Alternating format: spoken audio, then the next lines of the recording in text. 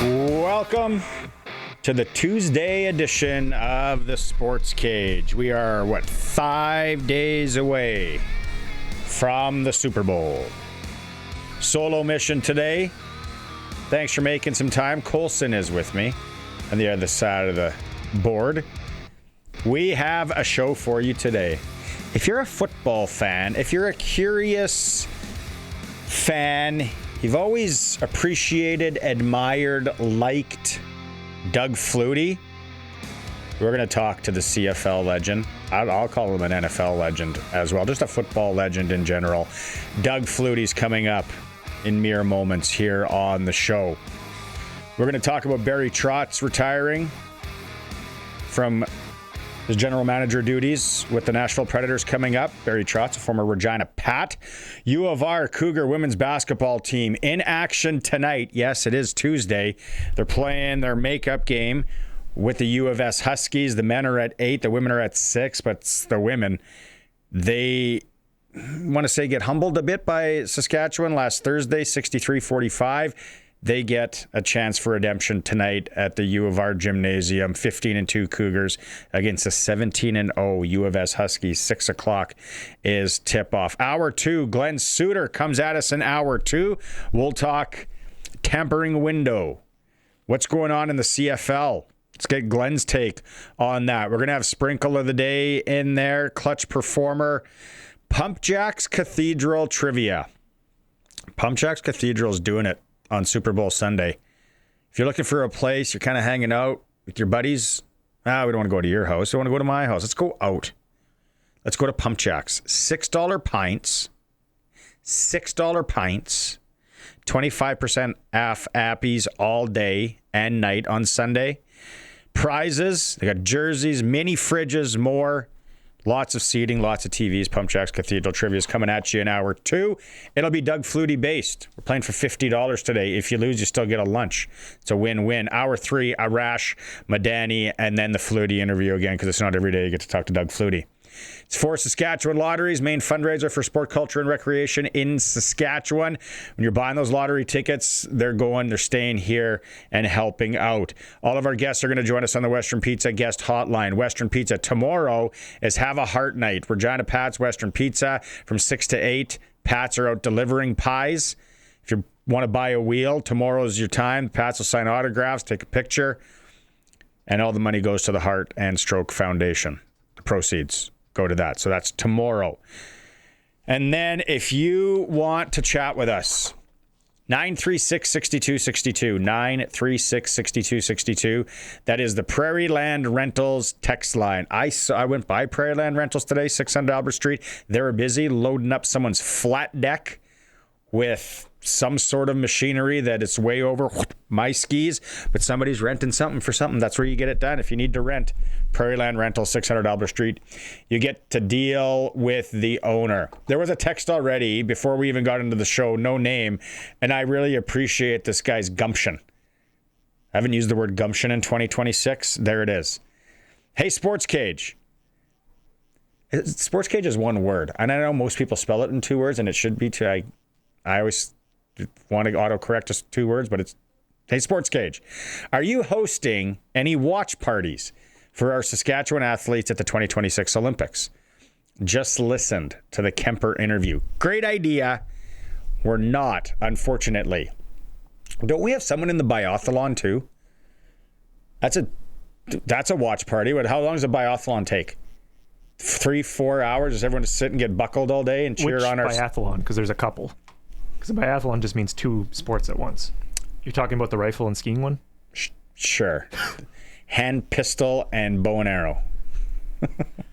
I don't know. I thought that I saw that there was someone from Saskatchewan participating in the biathlon. The biathlon. And then, we got Kemper on hockey.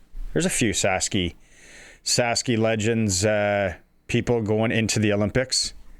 Depends on distance. Good point, Jeff, on the text line. Watch party, not a bad idea. 936-6262, Prairie Land Rentals text line if you want to participate. I was in here yesterday, and this whole CFL negotiation legal tampering period that started on Sunday. I love it. I love Ed Harvey just doubling down, just big middle finger to the league, being like, yeah, got this done. I don't know personally if there is one deal. Oh, yeah. See, Greg from Piffle's podcast, he was very active on the Twitter on Sunday and all that. The Hervey window. Ed, do it. Is he going to get fined? Is he going to get caught? If you're not, you're making us all laugh anyway, Ed. But the first thing that I went, and 936-6262, come at me if you think I'm wacko. First thing I see when all this stuff going down, and then all the alleged guys going to Ottawa, AJ Allen, CJ Rivas, Baldonado, Jake Mayer, I'm like, Philip Daniels was liked. Dinwiddie's got, he's got mom and dad's credit card kind of thing, so he's making deals. And what does my kid have? Some sort of, it's not called a debit card, it's not a credit card, it's called Mido card. He's spending, he's getting things done, and I was like, whoa, Ottawa, what a splash. Winnipeg, Tommy Neeld, come on. I thought we were boys. Tommy, I thought we had Tommy. Tommy's playing the field. Tommy might go for the record, play for the most teams CFL history for a receiver. He's got a long way to catch. He's gone his third. Yeah. I was going to say, I thought you were just going player, because I was going to say he's got a long way to catch Kevin Glenn. Well, how many did Damon Allen play for?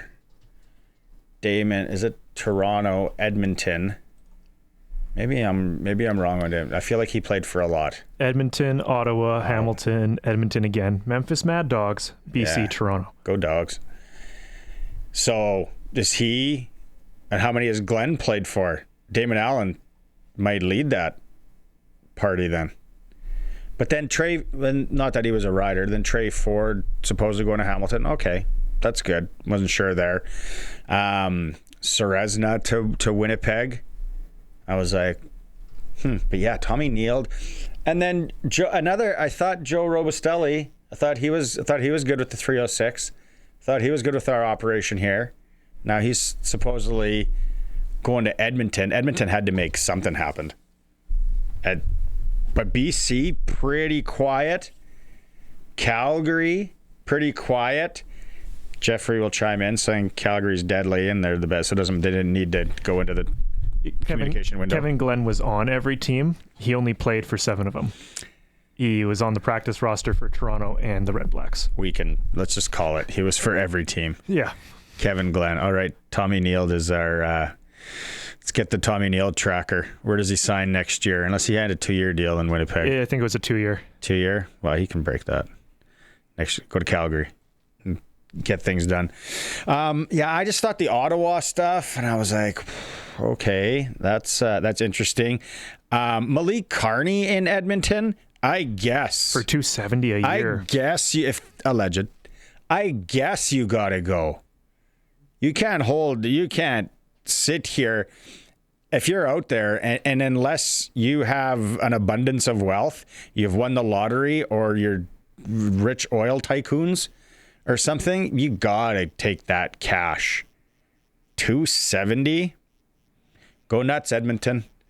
Pay him that if you want. This is Jeremy O'Day last week, and if you listen to the program often, and we had Jeremy O'Day, what was that, Thursday or Friday? I think it was Friday. Friday. He had his presser, and it was this comment, and then we came back, and I was like, he's softening up Rider fans. He's softening us up. He's letting us know that some of these guys aren't coming back. Here was O'Day last week. Nothing to report on either one of those guys right now. Again, as I said before, we'd love to have all the team back. Unfortunately, we're going to have to make decisions on who we can bring back, who we can offer, and who we can't. And it's no fault of the team or the players. Sometimes players understand their window to play football is limited, so they want to get as much money as they can. And and there's other players that are more comfortable with staying, and in some cases taking a similar contract or less. But that really hasn't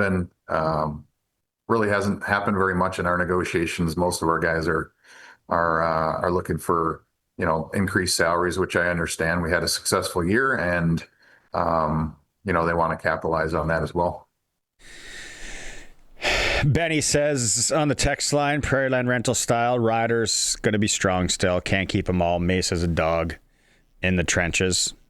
I think so, Benny. Carl says, what are my comments on Brett Lawther? I think we knew that was coming. I heard that they let him know last week. So it wasn't just like, say Sunday night, Brett, while he's in between changing diapers, picks up a call from O'Day. No, they let him know. Is that it? Is that it for Brett? Or is this one of those things where a team desperately needs a kicker this year and he's out hitting balls, at the university field or somewhere NOD, and he's ready to go, and then he gets the call, and maybe it's the Riders, maybe it's somebody else.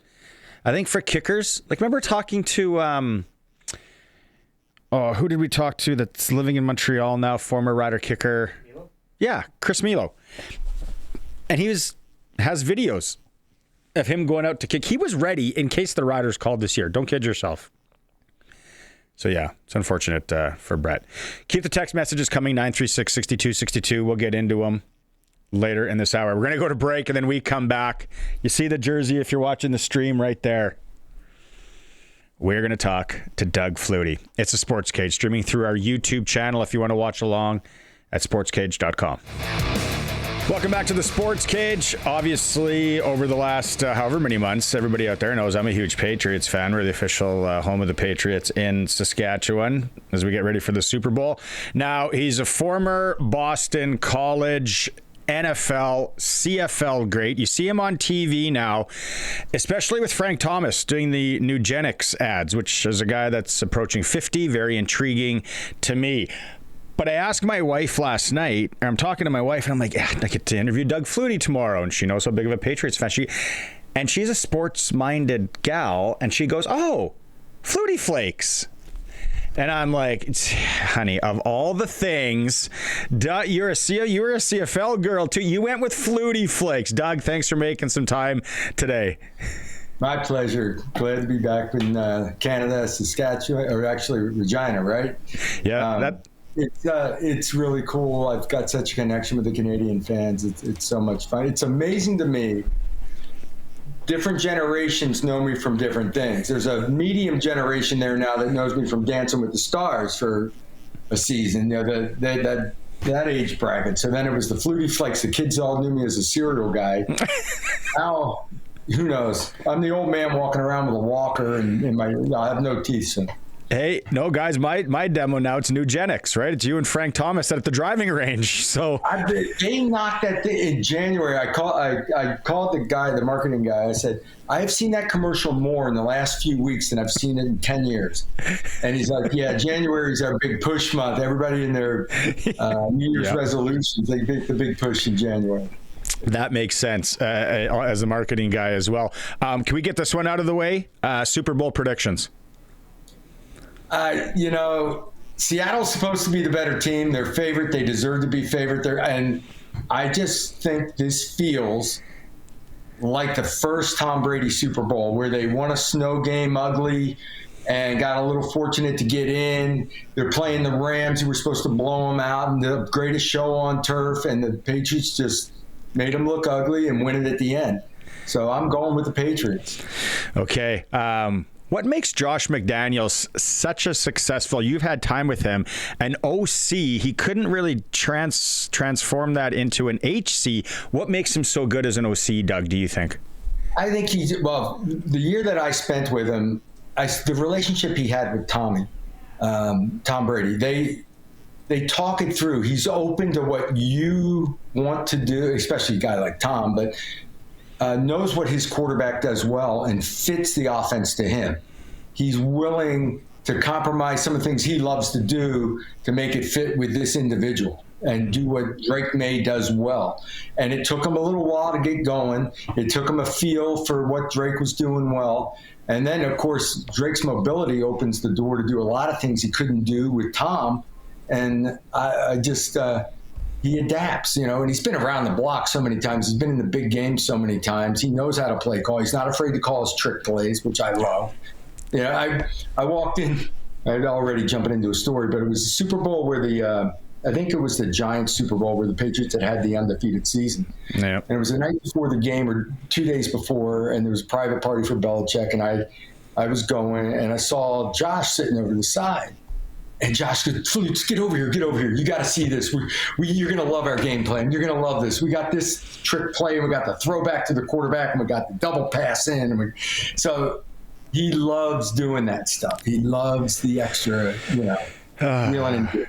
Yeah. Well, there's that one and the helmet catch, and then there's the Philadelphia Super Bowl where they do the trick play, and then Tommy doesn't catch it. But I think it was before the Philadelphia game. Oh, now that I think about it. Yeah.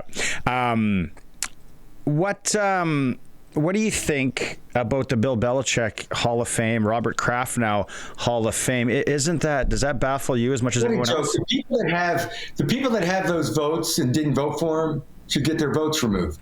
It's ridiculous. Eight Super Bowls, no one else in the ballpark. They really should separate player votes and coaching votes. So that so many coaches go in a year or so many players, because one guy, I don't know who it was, made a valid point in that he thought these three players really deserved to go in this year. And so he voted for players and not a coach. But it's still ridiculous. It's absolutely absurd. Deflategate was a joke. That's stupid. You inflate footballs indoors. You take them outdoors, like your tire pressure in cold weather, it goes down. And then as far as stealing signals, Jimmy Johnson came out. He said, everybody tries to steal signals. Everybody always has. They were just good at it. And, it's the same. I play adult league baseball, and we're still trying to steal signs from the catcher and from the third base coach and all. It's part of the game. Figure out a way to keep them from stealing them. Yeah. I think it was Steve Young was on Dan Patrick this morning, and he was talking about in his day. Now, I don't know, it's probably your first stint in the NFL, how the balls, like they were so slick, you didn't get to work them in like they do now. And he's like, if I could sling it now, and it was Peyton and Tom, supposedly, that went to Goodell and said, hey, can we change this? But back in the day, it sounds like the balls were absolutely like slippery, very difficult to throw for the first half of the game. Yeah, brand new out of the box. They would bring them brand new out of the box. They didn't want you to doctor up the ball. Well, they had this film on them. Then eventually, Tom and Peyton went to the league and said, "Hey, you want us to be the superstars of this league and throw the football? Give us a ball we can throw, and let us get the film off the ball." So then they work the balls in a little during the week, pick the ones that are good, and those become your game balls. But when you went to Denver, the kicking balls, they still weren't allowed. That's a whole nother story. The kicking balls used to be brand new out of the box, even after we started getting the film off the passing balls. Uh-huh. So up in Denver, the ball boys were taught to slip the kicking balls in on the visiting team all the time. So they were still slick once in a while. And it was a real deal. It cost you once in a while. And now they're allowing the kickers to take the film off the ball and break them in. And that's why we're getting these 65-yard field goals. Yeah, well, that's a whole other thing. How much do you still follow the CFL? Loosely. I'm still close with Dave Dickinson out in Calgary and John Huffnagel, although Huff I think went to help out in Toronto now. And I watch the games during the summer. A lot of times I'll find them, and once I find it, boom, I'm watching. I was actually on the sideline during the Toronto-Hamilton game at the end of the season. And I'm supposed to be, I'm a Toronto Argonaut. Not Hamilton's a rivalry game too. And Levi Mitchell, I've known for years because of his legacy in the CFL. And I had said hi to him before the game and talking, and he was having a heck of a day and lit it up. And Bo throws like his 5th touchdown pass of the game. And he just coming off the side, he makes eye contact, and he comes over, and I think he's just coming over to high five. He jumps up and chest bumped me on the side, and chest bump, and he goes over. And then I walk away thinking, I'm in Argo. These fans are not going to like what just happened. I still love the CFL. I love being around it. Yeah, you're a legend up here. There's no doubt about it. So then the Heisman Trophy, you go to the USFL, which I didn't know, and I was reading, was the highest rookie contract in any sport at that time. It folds. You got 4 years in the NFL, then Canada. My question I've always wanted to ask you, Doug, is what do you remember about your first interaction, or maybe an agent or advisor telling you, hey, Canadian Football League, we should look at Canada? When does Canada become an option for you? I think I'd kind of gotten labeled as a backup in the NFL, and I was 28 years old, I believe. I'm thinking, I don't have a long time to play this game. I want to be on the field, throwing the ball and playing. And then Larry Koharic was in British Columbia, and he had gotten my rights in British Columbia and contacted us. And I'm like, you know what? Let me just go check it out. I really wasn't sold whether I was going to go, whether I was going to sign. But, I go up there and I watch training camp for a day or two. And there's athletes, the receivers are flying around catching the ball. It's football at a high level. It's like, this could be fun. It's real. It's not like a bunch of guys that can't cut the grade getting together and playing again. It's real, it's talent. And I decided, let's do this game. I know the game a little bit. I remember watching a little bit of it in the 70s. And I loved the game. Once I started playing, right away I had some success and slinging the ball around. And the first year was hot and cold, but I thoroughly enjoyed being on the field, calling the shots, throwing the ball. Was there a plan on how long you were going to stay in Canada once you decided for that? I said in my head, I didn't say, I'm going to go 2 years. I'll do this for 2 years, see how it goes, and probably head back to the NFL. Maybe, I don't know. And it just started snowballing. I was worth more contractually up in the CFL than I was in the NFL. And I was the guy pulling the trigger and throwing a ball and having a blast. I got to play 8 games with my younger brother, which was unbelievable. We spent 8 games together. He averaged over 100 yards a game when we played together. It was so much fun. Then the Calgary thing took off. I had one of the most talented receiving corps at any level. I'm talking Bills, Patriots, you name it. The guys that I had in Calgary, we had 2 4-3 type guys in Pee Wee Smith and Derek Crawford. We had a dominant slot receiver in Alan Pitts, who led the league in receiver, and then Dave Sapungis, who was my security blanket. It was just a great receiving corps, and I had a blast. Then the second year we brought in Will Moore and Brian Wiggins, who nobody had ever. Those two play 1 or 2 years with me, and boom, they take off and they go to the NFL before I do. So we had quite a bit of talent. I remember you in Pitts, and I don't know why that stands out in my brain. But so we just went through free agency in the tampering window up here for the CFL, and then I was wondering, the BC to Calgary, how did that happen? Obviously, you're a free agent. Did Calgary just say, "Here's a check from the Chestermere Credit Union, put as many zeros as you want on it"? How did that all happen, Doug? It happened because Murray Pesem was the owner at that time in British Columbia. He scraped together to pay me like $250,000 the first year that he was there, and he really couldn't afford to pay me much more or any more. And my younger brother was there, so I wanted to stay. Baba Bilovich was the head coach and negotiating the deals, and Calgary came. I was a free agent. Calgary was offering me quite a bit more, up near $1 million. And I went to British Columbia. I went to Bilovich. I said, "Look, just come close. Meet it halfway, because I want to play with my younger brother, right?" And that was part of it. They knew I wanted to play with Darren, so they load-balled the heck out of me and wouldn't budge. And I'm like, "All right, Darren, look, I'm going to go sign over here for 4 years. So next year you're a free agent. You just come over to Calgary. We'll play in Calgary." Uh-huh. He's like, "Yeah, we'll do that." Well, the next year comes around. He's a CFL All-Star that year with Kent Alston. And now Calgary's lowballing him because they know he wants to come play with me.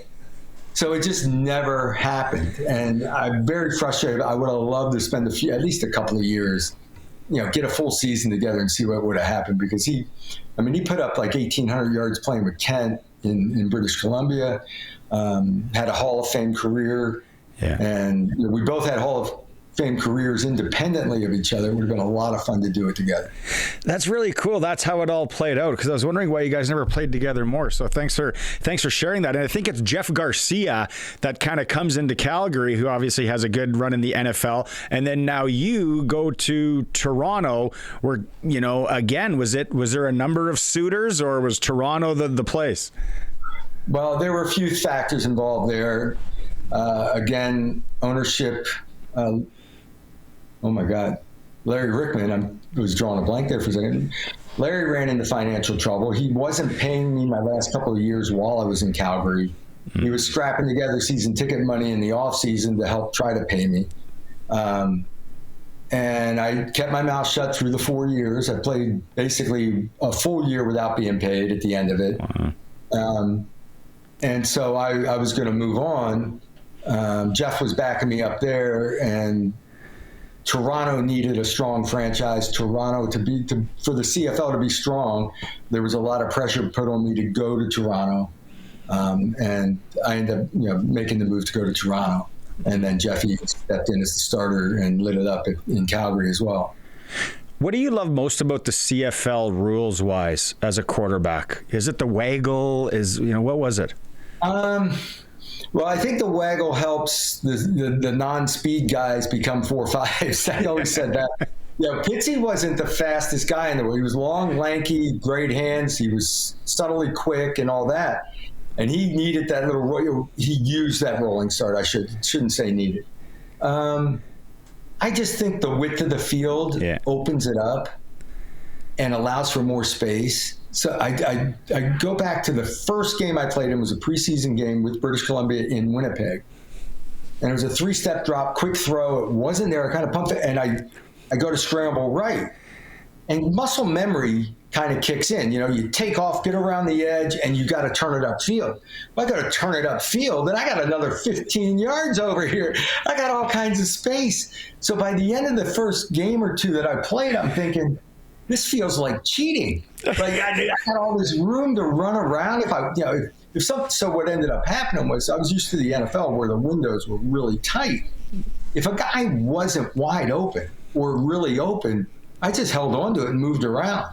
It's like you go to pull that trigger, it's a little tight. I'll hold on to it because I got 65 yards for these guys for 4 big guys to chase me around. I think I can get away, and that's kind of what lent to my game up there was the fact that the field was so wide.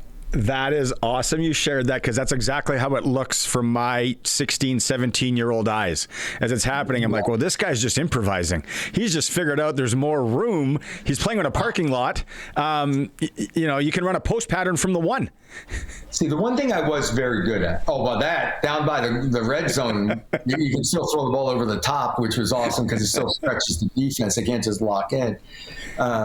I was very good, came from NFL coaching and that background where it was timing balls out. Now, I can nickel and dime people to death all day because I make quick reads and the ball's out. Yeah. But if it's not there, it was like, now the fun starts. Now this feels easy. Okay, I try to do it this way. Do it the way we're supposed to.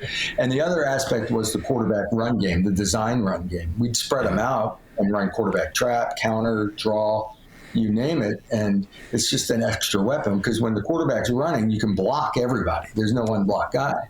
And I just, another part of the game that developed, Damon Allen was in Edmonton at the time. Mm-hmm. And we ran a lot of our run game out of shotgun, as did Edmonton. Edmonton liked to run the ball. And Damon started sticking the ball in the belly of the guy, and the defensive end closed. He'd just pull it and take off on a naked bootleg. And I'm like, well, shoot, I can do that. So we started doing it, but then the slot defender, the halfback would come off to make the tackle. I'm like, well, shoot, he's got to cover you. Look, you run a fade and you just sit out there in the flat. If your man comes to me, I'm going to throw you the ball. It became the RPO game. It was just, we didn't, it was just kind of drawing it up in the dirt type of stuff, but we were doing it nonstop. Very flag football-ish, or exactly what you're talking about was. Is there one player that you played up here? Because you mentioned a few guys, but is there one guy, doesn't matter what side of the ball, that really should have got a solid look in the NFL that you were like, I don't know how this guy's game would translate to the NFL? a handful of receivers, and some of them did go. I mentioned Will Moore, Brian Wiggins, Alan Pitts could have played in the NFL. My brother Darren spent 3 years in the NFL before he came up. I think what amazed me, Robert Drummond in Toronto. Robert Drummond was, both our backs. Pinball Clemens Pinball was drafted, was a punt return, kick return guy, but because of his size, never really got the good look. But he was as flashy and as hard cutting as a Barry Sanders, yet could catch the ball like a Marshall Faulk type of guy out of the backfield. He was the weapon the NFL would have loved to have had. I never understood why pinball didn't last in the NFL. And then Robert Drummond was the other running back with us. That was the big. I think it was a second-round draft by Philadelphia, and didn't make the team or something. Yeah. And Drummond was like 1,000-yard receiver, 1,000-yard rusher, blocking in pass protection, and had straight-ahead speed. Our Grey Cup up in Edmonton, we played Saskatchewan and Edmonton and won pretty handily. And I got the MVP because all my numbers looked pretty and all. Robert Drummond did all the work in that game. All the work. Running the ball, catching the ball, touchdown passes, or receptions, you name it. He was absolutely amazing. That I kind of forgot about him, and then now you bring him back. Yeah, he was an absolute weapon for sure. Any memories that stand out for you playing in Sask at Old Taylor Field here in Regina? Anything that stands out? I was so frustrated with, was that the Baltimore? Yeah. Cup? Was that in Saskatchewan? That was in Saskatchewan. Yeah. The old turf drove me nuts. It's like, what is this? It was a sand-based turf. They, instead of painting the lines on the turf, somebody had the bright idea, let's put white pieces of the lines as lines. So over the years, instead they cut the hash marks out and cut the numbers out in like a jigsaw puzzle. Over the years, the sideline's going to shift and move, and now it's doing this, waving up and down the sidelines, and it was bald. The turf was bald with this sand. You had to wear rain turfs to even have a chance to keep your footing, and would slipping and sliding. And I remember saying, you go to play the most important game of the year, and you're playing on the worst turf in the league. And it was just very frustrating because you couldn't cut hard. You always had to on that turf, you always had to gather your feet and move. And that drove me nuts. There's a piece of it right here on the wall. The old turf? Yeah, that's funny. It was, I'm like, who came up with this fan-based? It's like there was bald and you got no traction. And it drove me crazy. I don't know. It just, that's what it was. On that turf, the receivers were always kind of gathering their feet, which lent to Ray Elgard having the career he had.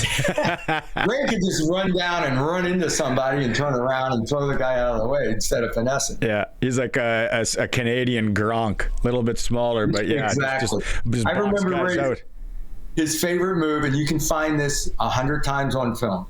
He's running at the halfback, right? The DB's going to cover him. He's sitting there about 8 yards off, giving a little ground. And at some point, he's going to settle his feet and sort of get a little jam on Ray before he makes his cut. Ray would jump up, grab the back of the DB's head, and just throw him by and keep running.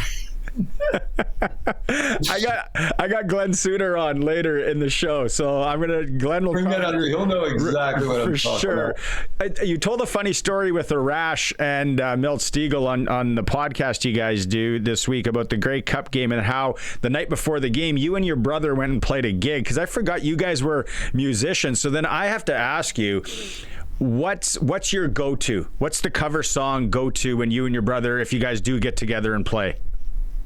I'm a Leonard Skinner nut, so it would be either Sweet Home Alabama or maybe Gimme 3 Steps, because our layup song, like to warm everybody up, first song that we go into 3 steps. Okay. It's a great vocal.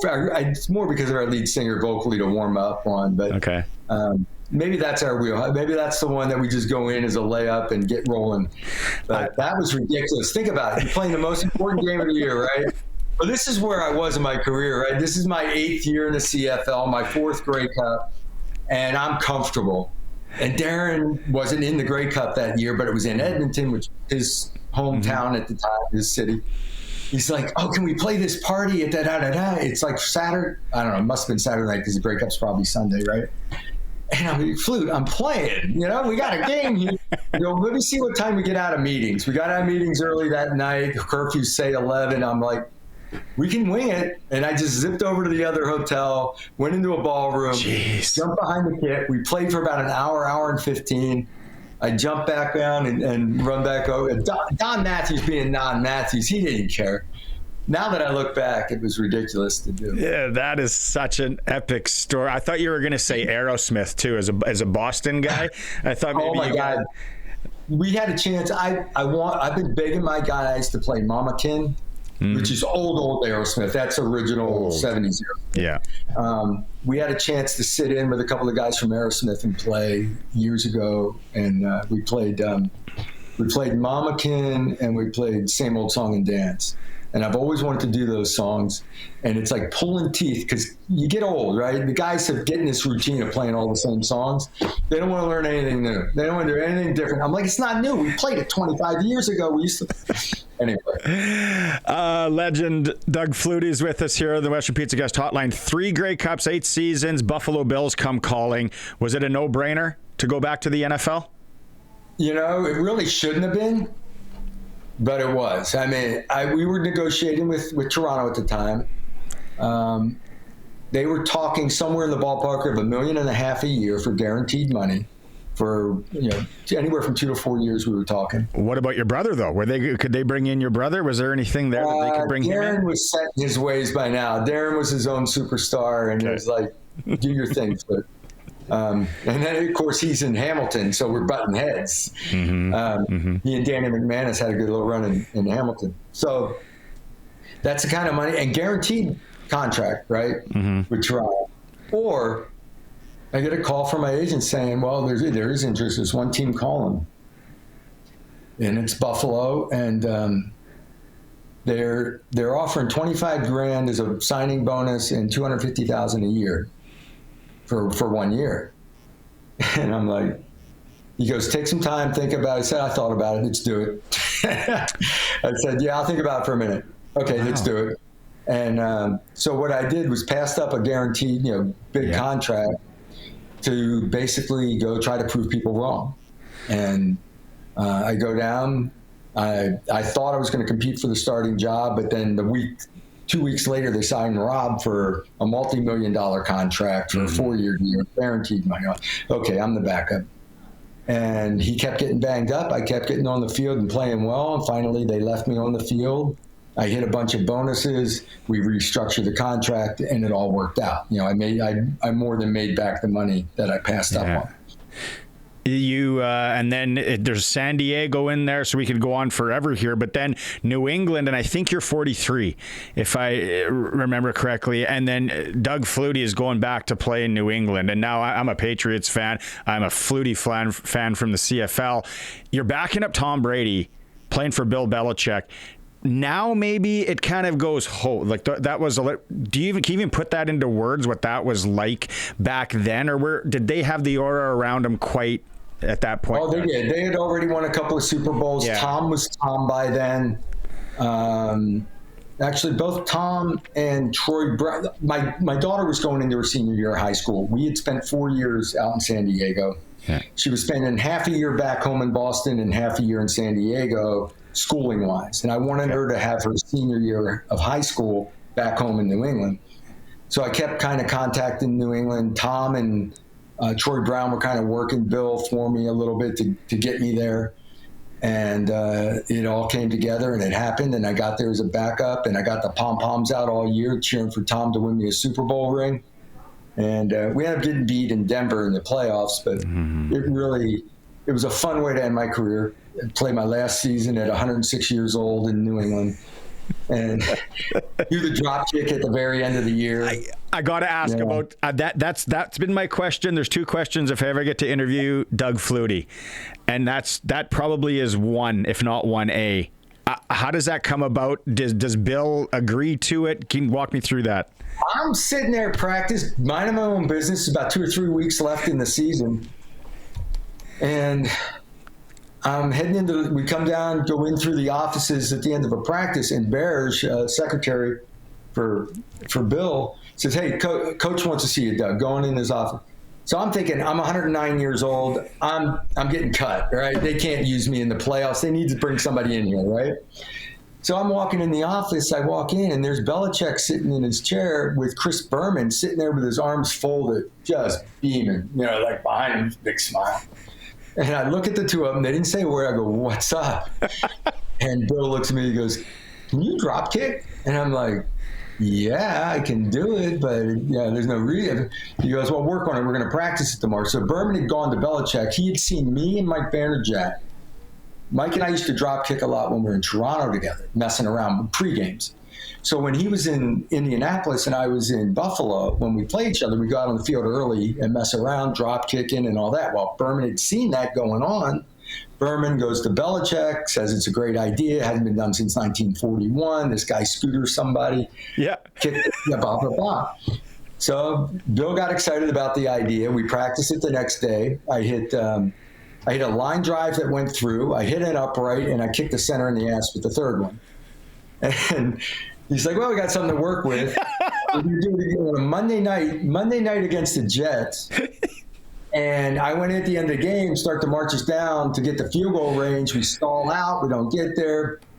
End up forgetting about it for 2 weeks. And it was the end of Miami game. And I was just sitting there, been sitting around for 4 hours with a coat on. And Bill sees me. He goes, "Hey, we score here. You kick it." He didn't get the sentence out of his mouth, and we were already in the end zone. And I go, "Are you serious?" He says, "Yeah, go kick it." So that's basically how it all happened. I went and did the old man stretch in the huddle, and the guys were so excited. The guys in the huddle, these guys had won 2 Super Bowls already, and they were so excited. Lonnie Paxson thought Keith Traylor was going to kick the living dirty like that. Nobody rushed it. And see Lonnie walked forward there to Zach Thomas. Lonnie snapped it and ran forward. Zach looked at it, he goes, "What the hell was that?" Lonnie says, "That's a drop kick, mother. Hadn't been done in 64 years."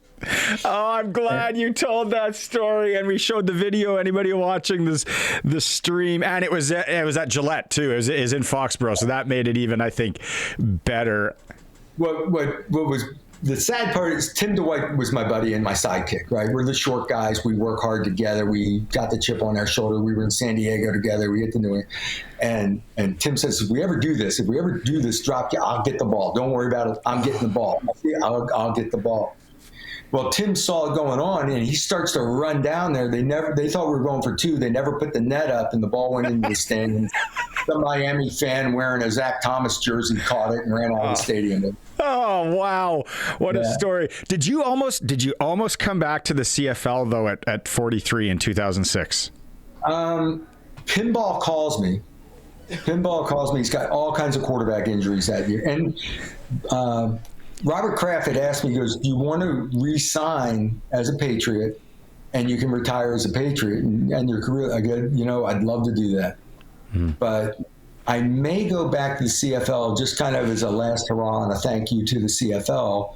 And maybe I want to leave that window open just in case. I don't know, blah, blah, blah." Well, the week before Pinball calls me, I'm playing pickup basketball. And a buddy of mine, I'm driving with the ball, and he goes to steal it as I start to go up, and he's holding it, and I'm holding it, and I pull, and I feel a little tear in my elbow. And it just wasn't quite right. It wasn't right. And that happened about 2 weeks before Pinball called. And I told him, I said, "I would love to do that, but I don't think I can throw the ball right now." A men's pickup league ruined it. Yeah. I still was, in fact, I hadn't had the back surgery yet. The reason I retired was my back was really starting to bother me. My left knee was bad, but my back was really getting bad. A couple years after retirement, I had just a minor back surgery. They said, "Oh, this should buy you 5 to 10 years, and then maybe someday, we're going to have to fuse that disc." Well, it's been 17 years now, and my back is great. I'm healthier in the last 15 years than I was the last 2-3 years playing. And so you could run a few screens. You could get a few plays. I could go back. I could hold for field goals. That's I said, you just got to get somebody to come out and pick me up off the ground after I hold. That would be it. This has been amazing. I want to ask you one more. And it's just so hard for Canadian kids to make it as quarterbacks, especially in the NFL. Curtis Rourke tried, Nathan Rourke, Taylor Elgersma. These Canadian kids, they're pushing. They're getting some looks down there, but why is it so hard in your mind? No, it's just a pure talent level. It's right now they're looking for the guy that's 6'4", has got a cannon of an arm, and is the athlete of an NBA player. The guy's like a Patrick Mahomes, and he winning his Super Bowls. Now everybody's trying to find the next Patrick Mahomes. So they're looking for the ridiculous athlete that is also a great quarterback. And there's only 32 jobs out there, right? Yeah. Starters, 64 if you're going to be active roster. And there's a lot of guys. There are a lot of guys who can throw it through a wall. Yeah. There's a lot of guys that are great athletes. Mm-hmm. And now they're finding the guys that the combination of it. And all that said and done, the mental part of the game is the number one aspect. And Phillip Rivers proved that. He came back, limited skills, couldn't throw the ball down the field, but he knew what he was doing with the ball and was competitive. For that short window. So it's just a matter of time. I love watching Nathan Rourke play. Mm-hmm. Texted him a few times about it. Said, great job, good luck, and especially when he signed in Jacksonville. I really have an affection for the guys that maybe don't fit the mold and they're busting their ass to get a chance and play. And I've always had an attitude about the first round draft choice. It's handed on a silver platter. Here you go. Here's your team. You're our franchise. And, if he struggles, we'll wait him out. Yeah. Where a guy like me or a guy like, some of the CFL guys that get the chance, there's no waiting it out. When you step on the field, you better show out or you're gone. And that's just the way it happens. That's a good point. Grey Cup in 27's here in Saskatchewan. We might have to bring you up, maybe your brother, to play some tunes at Riderville. I'm just throwing that out there right now. Doug, this has been an absolute pleasure for me. I told you, big fan forever, big Patriots fan. Sunday, go Pats. Thanks so much for doing this, Doug. My pleasure. Love talking about the CFL days. Right on. There he is. Football legend, Doug Flutie, joining us here on the Western Pizza Guest Hotline. We'll go to break. It is a SportsCage streaming through our YouTube channel at sportscage.com. The Riders have signed speedy returner James Letcher Jr. He was with the Montreal Alouettes for 3 seasons. In 2025, returned 39 punts for 428 yards, 19 kickoffs for 476. He added 5 receptions for 42 yards and a touchdown.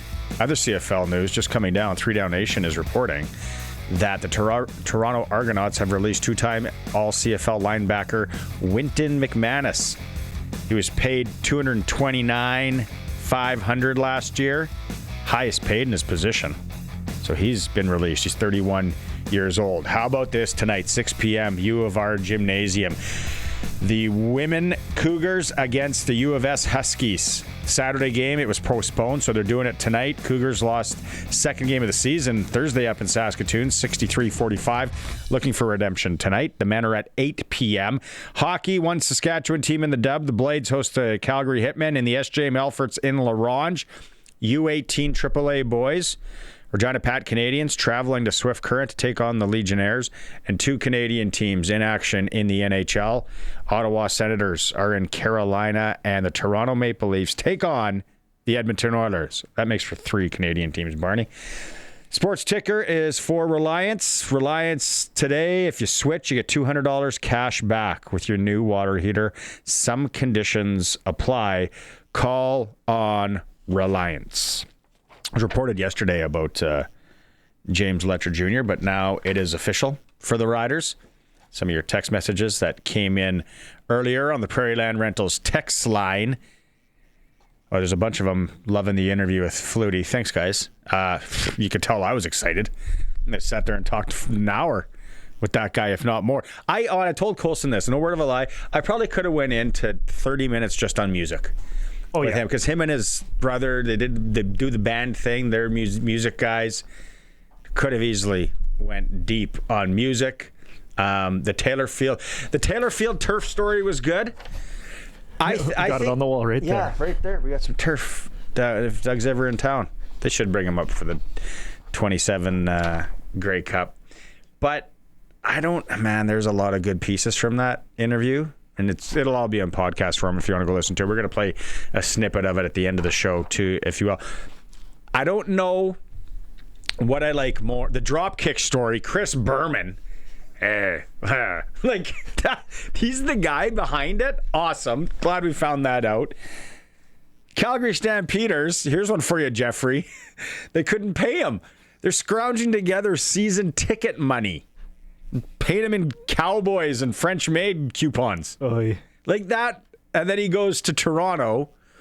And then I think you and I were talking about this off camera. Toronto was saying $250 for sure. $1.5 million guaranteed. $1.5 million guaranteed. Yeah, that's what he was saying. And then Buffalo was like, $20,000 signing bonus, $250,000. Yeah, $25K. And then he went and took the shot in the NFL. Good for him. And he would have came back to the CFL if it wasn't for a men's pickup game. I loved it. I might listen to it again tonight over supper. Doug Flutie. There's the jersey. If you're watching the stream, talk to him. All right. Hour 2, we keep the legendary. I'm going to ask Suits about the Ray Elgard thing. We got Suits coming up in like 10 minutes time on hour 2. Also, we're playing trivia for PumpJacks Cathedral. It's going to be based on Doug Flutie. So you're going to have to call in. Thanks to everyone who's texting. We'll get to those in a bit. It's the Sports Cage. We'll be right back after the news. Welcome back to the Sports Cage on this Tuesday. Riding solo today. Colson's got the other side of the board there. There you go. If you see him, you're watching the stream. You see Colson over there. We got Glen Suitor coming up in a bit. Arash Madani in hour 3. Still a lot to talk about. We're playing trivia. Back half of this hour. $50 on the line to PumpJacks Cathedral Trivia. Who they are going to be. It's going to be a buzzsaw in there on Sunday. Super Bowl Sunday. $6 pints. 25% off Appies all day and night at PumpJacks Cathedral. 13th in Albert and Regina. They got giving away jerseys, mini fridges, more. Lots of TVs, lots of seating. PumpJacks Cathedral. Get in on it. It's for Saskatchewan Lotteries on this Tuesday. Main fundraiser for sport, culture, and recreation in Saskatchewan. Before we get to Glen Suitor, I was just listening to the news and I heard it yesterday on the stealing of fuel. Crown employees, they're digging into that. And Sask Energy was 13 people kind of been under investigation. And said now Sask Power. I know a lot of guys with fuel cards and vehicles. They are probably like, oh crap. I better get this logbook buttoned up right now. I've never had fuel paid for. That's a perk and a half right there, let alone a vehicle. Text line 936-6262, Prairie Land Rentals, 600 Albert Street. You get to deal with the owner, whatever you need rental-wise, and also a Husqvarna snow thrower dealer. Jeffrey, sorry. If I'm gonna say he might be, because he's in the know, especially when it comes to Calgary. He said it wasn't the Calgary Stampeders who couldn't pay Doug Flutie. It was Larry Rickman. What Doug didn't mention is most of his contract was a personal service contract with Rickman. Personal assistant. Probably had a fuel card. Doug never paid for his fuel. So then he went to Toronto, and then $25K took him down to Buffalo. Great story, great interview. U of R, Cougar women, U of S Huskies, 6 o'clock, tip-off. U of R Gymnasium.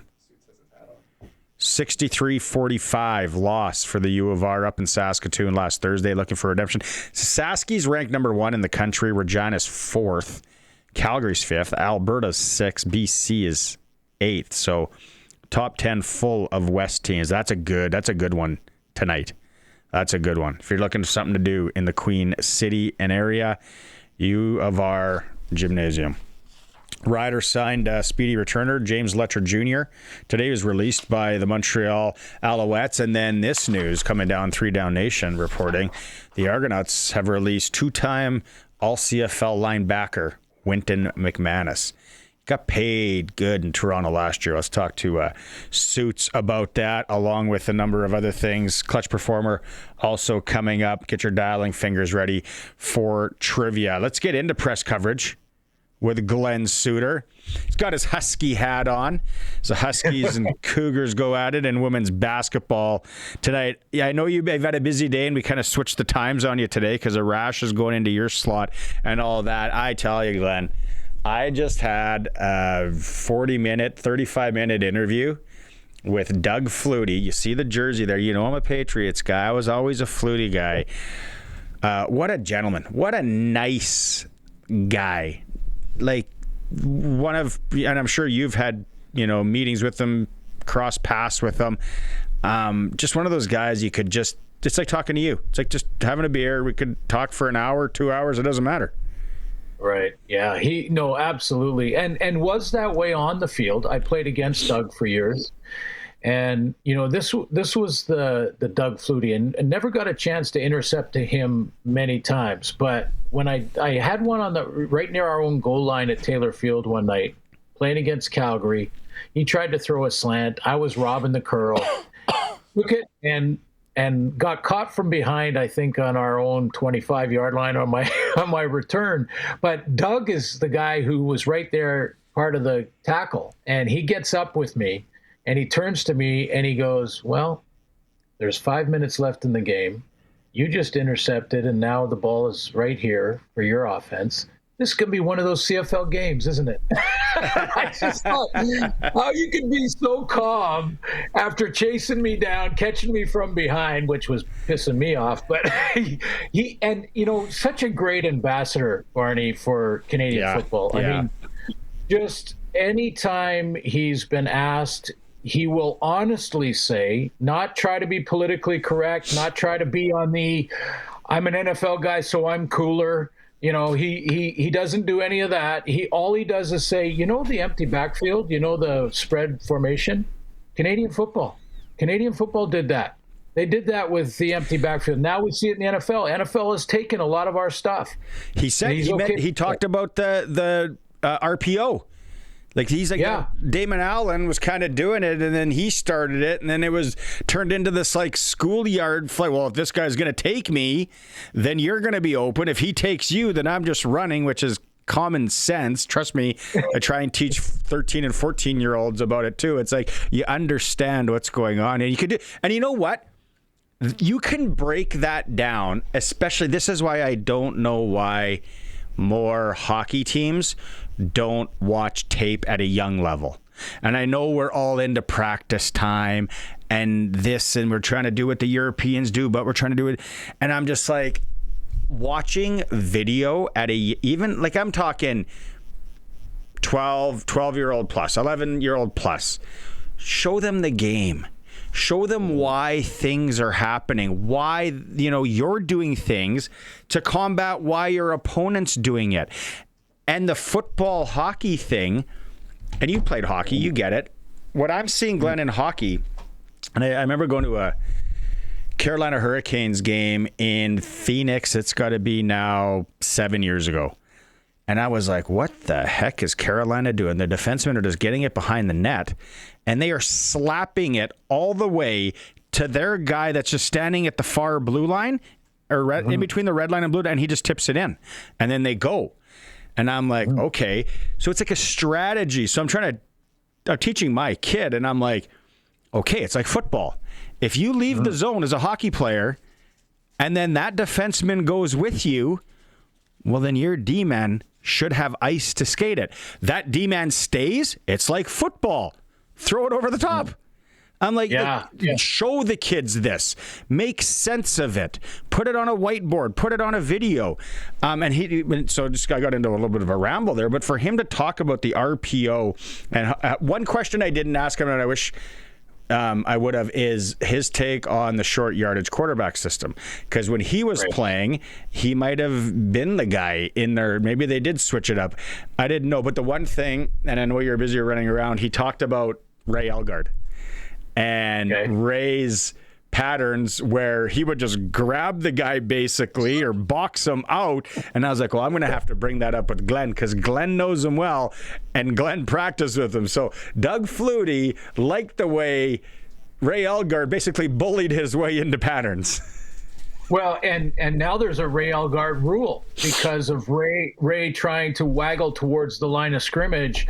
And because he was so close and so good at it, the league decided from the league office, because of Ray, they said, he looks like he's offside on every one of those, but yet we're not calling it. What's going on there? They couldn't figure it out. So they just said in the neutral zone, you can be in the neutral zone past the line of scrimmage and not be called with the legal procedure. Now we'll call it the Ray Elgard rule. That was back years and years ago. I mean, and Ray did that. I mean, he did it in practice too. He was the guy that would, in training camp, if you ever got on a one-on-one with Ray, it would be a massive hand slap to the head or to the side of the shoulder pads, which both at that time were legal. And he would be swimming past you or just knocking you down, like completely bull rushing you, knocking you down, turn around and run the and run the curl. Here's another quick Ray Elgard story. So Don Matthews, the late Don Matthews, great coach in his own right. It was one of those guys that in warm-up, when you're stretching and all the guys are lined up on half the field, you know how that looks. And he's walking up and down between the aisles, the coach. And he always wanted to tell a joke. And it was always a really bad joke. and every one of us, except Ray, would laugh.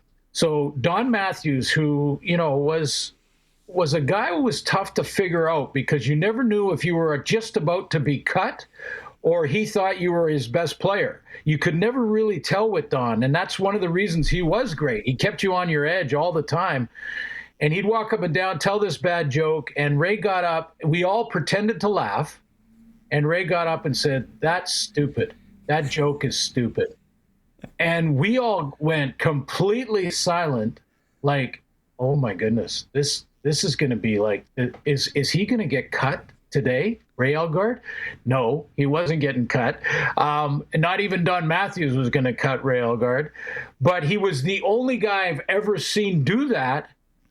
And that extension to that was he was our CFLPA rep. Okay, so he would be in the meetings with the CFL Players Association, all that. If we went past our work time, Ray would walk over to the coach, didn't matter who it was, and say, excuse me, we're done. We're done. Practice is over. And the coach would say, well, wait, we're going to do special teams next. And he'd go, no, we're at 3 o'clock. 3 o'clock is end of day. For the Players Association agreement, we're done. And honestly, as a team, we would always have gone with Ray, but there was always a moment in those confrontations with the coach where we would stand there and go, "Oh boy, who are we going to side with on this?" Because you don't want to be the player that walks off the field early, So anyway, that in a nutshell is one of the greatest receivers to play in the Canadian Football League and a great teammate. And I'm not surprised that Doug noticed. All right, let's go to the tampering window, the communication window, the Ed Hervey doing things window. The reports on Malik Carney to Edmonton, first off, for big dough. Did you see that coming? Is that Edmonton trying to make a play? What's your take on that one to start, Glenn? Well, first of all, I think Ed Hervey is looking to, and has been since he took over, to build the line of scrimmage. Much like Saskatchewan's done in the last 2 years, is to try to make sure that offensive line, defensive line are a priority always. And I agree with the philosophy in a lot of ways. even the former DB in me is okay with saying it, because it is really where you win and lose games. So, and Malik Carney has been, I think, better than we have talked about him as far as broadcasters. And often that happens. I mean, you know who was also in this category for a while? Micah Johnson. He's not anymore, but he was for a long time. We knew he was good. We could see that he was good. He made plays, but he didn't quite get the same sort of pub and pats on the back and recognition that he should have got for the level that he was playing, because stats don't always tell the story. I mean, you might not get a sack in the game, but might be dominant and a real handful that changes the offensive scheme because of it. I think Malik Carney is in that category. He's a guy that we probably should be talking about more because he plays at that level. So I'm not surprised he got some money, and he's going to be one of the highest paid players in the league. That's not surprising. It's not surprising that Ed Hervey is trying to build the offensive and defensive lines. Reports on 3 Down Nation just released a little while ago that the Argonauts are releasing 2-time all CFL linebacker Wynton McManus, who was paid in the neighborhood reportedly of $229,000 last year. Is it too early? Can you maybe see a landing spot for him? Obviously, he's not going to want to go for a massive discount. Who's got that kind of money to play around with for a linebacker? Yeah, the money thing, I hear you. I mean, we've talked about this, where the organizations have to make sure they're ready to lose a valuable player in free agency, because that's how it's going to break down. Like, you can't pay everybody. You just can't. And you want to. I know Jeremy O'Day would love to just write checks and keep all their guys. But here's what I'll say about, it's kind of like Darnell Sankey, like Jameer Thurman. Wynton McManus, I think the importance of a glue guy like him, of a leader like him, is sometimes overlooked at this time of year. And I don't think it should be. Those are the guys that you need when adversity hits, and they are so important, and it's not measurable. So I think when you look at production, tackles, how he's moving on the field as a veteran, all of those things, and then compare that to his salary, I think teams quite often will get into this, okay, well, maybe we can be a little bit faster with a younger player in that position, and certainly we'll save on the cap. And they start to talk themselves into the fact that we can find that leadership somewhere else. I think that is a slippery slope, and you can get in trouble quickly when you lose a guy that has been one of the main reasons that you've won 2 cups in the last 3 or 4 years, or whatever it is, with the Argos. So I don't know, man. I know he'll land somewhere for sure. Wynton is that important, I think. And the Riders have one. So the Riders aren't probably necessarily that big in it, but because they have a guy in Jameer. And then you also see in Wynton McManus, I don't know, in football, as you know, Barney, that go ahead and run it in my responsibility, in my zone. Go ahead and throw the ball in my zone. That guy who almost taunts you and dares you to run right at him. Mm-hmm. That's him. And you're going to miss that. I'm telling you, the Argos are going to miss that. So I hear you on the money, but don't overestimate that or underestimate that, the importance of that. I'm sitting and scrolling through social media on Sunday when everything starts to come down and all the reports are coming down. And then I'm like, ooh, Ottawa. Ooh, Ottawa again. Ooh, Ottawa. And I'm like, well, I really loved interviewing Philip Daniels when he was on the show. I think he's a great guy. Now he's there. Ryan Dinwiddie. The joke's going around like he's got his parents' credit card and he's going to town. But Your comments on the plays supposedly that Ottawa's making and making a splash. Yeah, and I haven't on them because I've been trying to track, all of it, and you the this is the first reported, and then actually it's not. He's not going to that team. I think Letcher was in that category, but I am seeing, the Ottawa Red Blacks are, I think, again, they've underachieved a little bit based on their talent over the last 2 years and should have had better records. Not necessarily Grey Cup team, championship team level yet until their quarterback situation is solidified, and maybe Drew Brown, maybe not. We'll see. But they have clearly decided that they have to improve their talent, and they're going to do it through free agency. This has been the most aggressive team without question. And some of those names, big names. I mean, they lost to Darius Pickett. They lost Dustin Crum. Re-signed Justin Hardy, their number one receiver, or one of their number one receivers. Gino would be one as well. But, yeah, clearly improve the talent level, put better players on the field around whomever they're going to decide on quarterback, and they decided that Dustin Crum was expendable as sort of their project guy.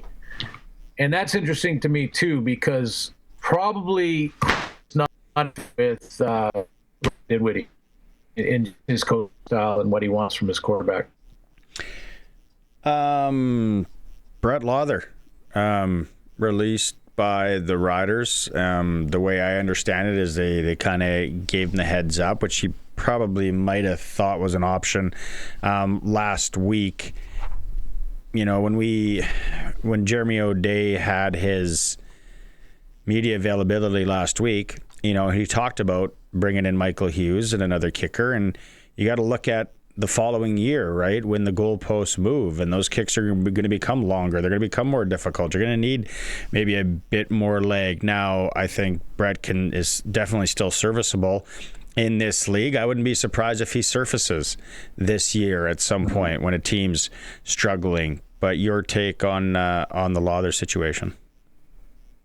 Well, first of all, good on Corey Mace for the way he handled it. Honestly, in the season, win was a big part of that, and at the level that he was struggling, I know even here you and I have talked about and saying that from my perspective anyway, that they should have been bringing in more competition for Brett with the way he was struggling and inconsistent. But this one is almost personal for me, because I had a coach believe in me in Saskatchewan when I made some mistakes and had a bad year, and it turned out well for us that year too. But I know what it means to a player to have a coach say, we're sticking with you. Okay. So you got to straighten it out. You got to sort out your life. You got to make sure that you're ready mentally to be out there and make those big kicks, but we're sticking with you. And that's what Corey Mace did last year. He could have made a change many times. I mean, we talked about it. The fans wanted it. A lot of people wanted it. And he didn't do it. He said, I'm sticking with my guy. I'm going to believe in him. And we're going to win anyway. Either way. And so they did, and they accomplished that. So that should be noted. It really should be, because it's easy to kind of give in to the noise and everybody saying, do this, do that. And, lots of coaches out there. But when you're in it and the guy has been loyal and he's been great for you and he's done a lot of good things, and you want to have his back in this moment when he's struggling, that's what Corey Mace did. And so that's the first thing that should be said. Having said that, now the season's over. They're champions. He's got a ring, and he can go and continue to play football in a fresh environment, fresh new start, new coaching staff, new everything, new players, and go and beat out somebody else to win the job, and sort of starting from the beginning, and just say, which you do every training camp, by the way. But Brett can now do that, and I think I'm with you. I think he'll show up and compete on another team. Like he'll have a chance to do that. I'm not surprised that the Riders said, okay, now the season's over, we're champions, and we're going to start with a young competition for the next kicker in Saskatchewan. Trey Ford in Hamilton. We were speculating there as well, and he lands in Hamilton. Yeah, Coach Malenovich is an interesting matchup. You know, I'm happy for Trey, first of all, that he did end up somewhere that quickly. And you know, I've watched social media and stuff, and I think even you know, I think there's been a lot of people say, you know, Trey Ford had all the opportunity in the world and he dropped the ball himself and that's it. And, you know, try to dismiss the fact that, or try to make it sound like me and many others at TSN and other places have been trying to build up Trey as some sort of outstanding face of the league down the road and be this great Canadian superstar. I've never said that. I've said he's gone a long way to go, but his athleticism is like I've never seen in the league. And that alone doesn't make him Doug Flutie or anything like that. And I'm not comparing those guys, but his athleticism makes him a uniquely special athlete that I have not seen in football. So that to me is why I'm happy to see him get another opportunity. Now he's got a lot of work to do. He's got a lot of things that he's got to master when it comes to being the guy with the keys and being the leader of a team. You know, Kent Austin and Tom Burgess were great leaders of our team. And aside from their physical talents, you know, and that's one of the main reasons we won that year. I mean, you could say the same for Trevor Harris this year. Trevor Harris is a great leader, and all of the things that encompasses, Trey's got to continue to learn how to do that. And he's got to do it every day. It can't be sometimes. It's got to be every single day. And he's got a long way to go there, Barney, but he's got another chance. And Scott Malenovich is a quarterback guy. He's a quarterback guy. It's so weird, though, Glenn, because you think, and we see it in football, you know, it doesn't matter what side of the border, but you try to find a backup quarterback that complements, you know, your starter. It's almost like they are going to have to almost have two different playbooks in this respect, where it's like, all right, we have, you know, the Ferrari, but what we really have is the H2 Hummer over here. Yeah. And Bo, you know, he's not like, but it's contrasting. It's just like, that's where I thought for sure he was going to end up in a place that would suit his game and would, you know, massage into the playbook a little easier. Obviously, what the hell do I know? Yeah, and maybe he'll have a sort of second chapter to the playbook that will be for Trey if needed. But maybe, he will learn. You know, we talked about off the top of this show, we've talked about how important it is to watch the video and to watch the game and learn the game from that perspective. Trey will be able to do that with Bo, you know, and he's done it with Cody too, which is a good mentor as well. But Bo will be another, you know, guy he can learn from in a big way. But here's, I think, the difference. I'm not sure that Trey's offensive coordinators in Edmonton said, I'm going to take our offense and build it around his skill set completely. I'm not sure they did that. I think they tried to incorporate a lot of the good things that Trey does and incorporate it into and cut him loose to do it. I mean, let's give them some credit. Ed Hervey gave him the contract to say, you're our guy. So, you know, he did have that opportunity and didn't make the best of it. But did the offense suit and was it built around his skill set? I'm not sure it was. And if Scott Malenovich is going to develop him, Bo's still there, and he's made that clear. Scott made that clear when he signed Trey. He said, our guy is our guy. He's not going anywhere. But if he does have to get to Trey, I think Scott Malenovich, you know, more than anybody in the league, would be a guy who says, now we have to do things completely differently because this is a completely different skill set? Let's start a rumor. Okay. Where does Paul LaPolice live? Does he live in the Toronto area? Ottawa, I believe. Ottawa. I was like, maybe he wants Trey close for the flag team, closer, Well, get a good look at him working on some stuff, get him in that playbook.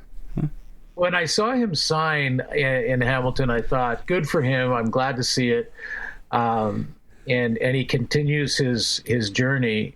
But part of me was saying, if he doesn't sign and we go past free agency, if I'm Trey Ford, I'm saying, okay, let's see what a gold medal around my neck in flag football would look like to all of the teams in the CFL next year. Still have to qualify, though. Still good. That's why you could get him in now. Get him in. Do it. Hey, Trey, you're going to be our rusher. You're not going to play quarterback. Oh, so many. We can go down this rabbit hole, but we got Thursday to talk. And Thursday, I want you to really put in the work, Glenn. In the next 2 days, I want your Super Bowl. I want you to break down the Super Bowl for us on Thursday from the eyes of Glen Suitor. It's great that you bring it up because I have still the games taped. So I'm going to go back, look at the playoffs leading into it. You don't have to go that hardcore. You will get the whole breakdown, my friend. I don't gamble. I will make a prediction on the Super Bowl.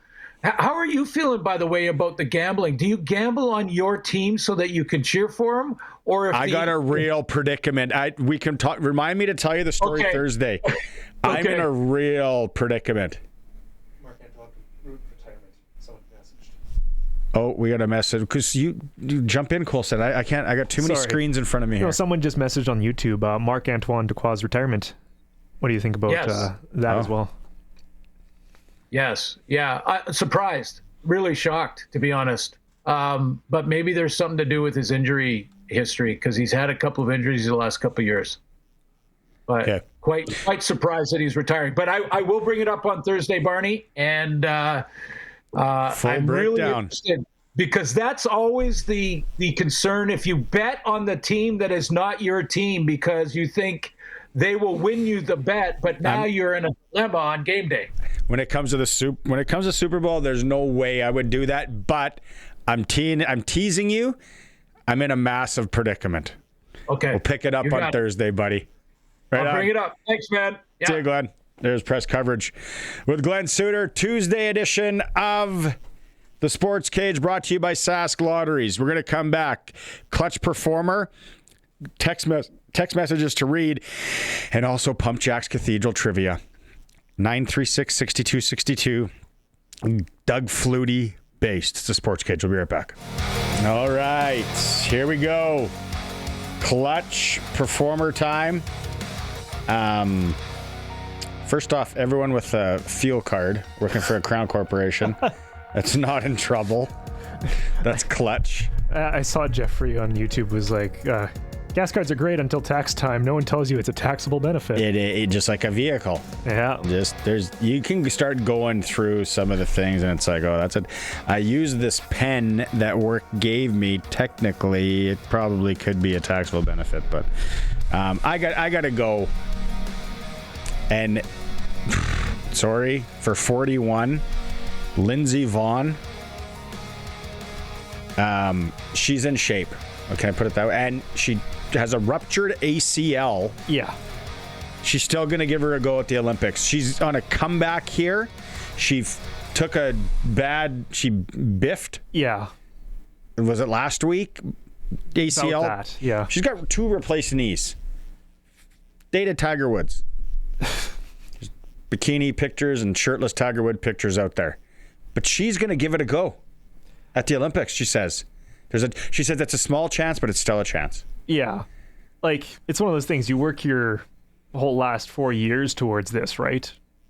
Do you really just want to give it up? Like, I understand completely if you blow your knee out, blow something out, right? Yeah, I want to be able to walk the rest of my life too. Nah. She's already got it done. Get it done again. I guess if it's not, obviously, she's not going to snowplow her way down the mountain. She's going to give her.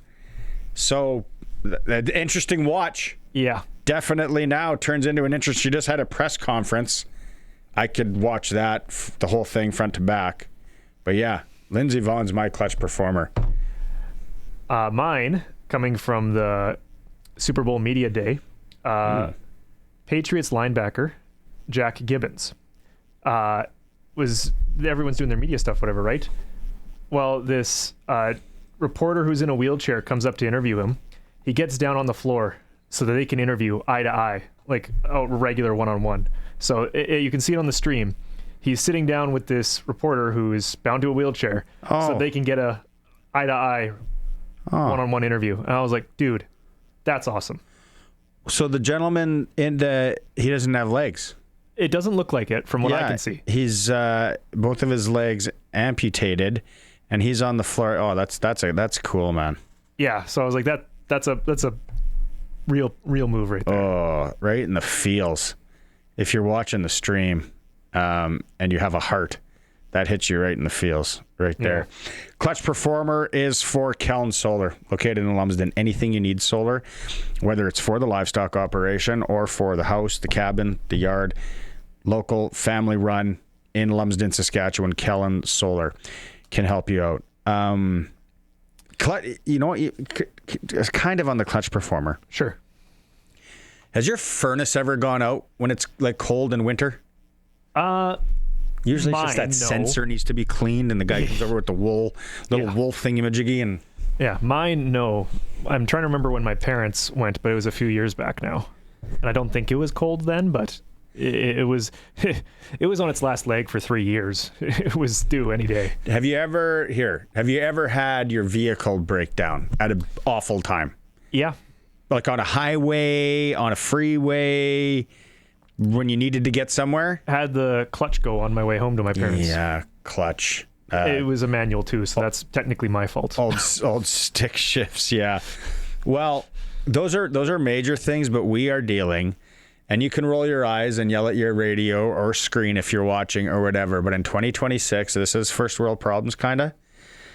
But last night in our household, our Sparks machine went.